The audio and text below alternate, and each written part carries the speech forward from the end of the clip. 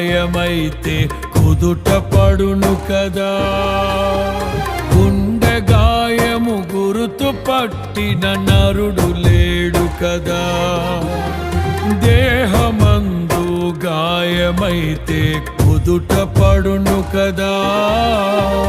గుండె గాయము గురుతు పట్టిన నరుడు లేడు కదా.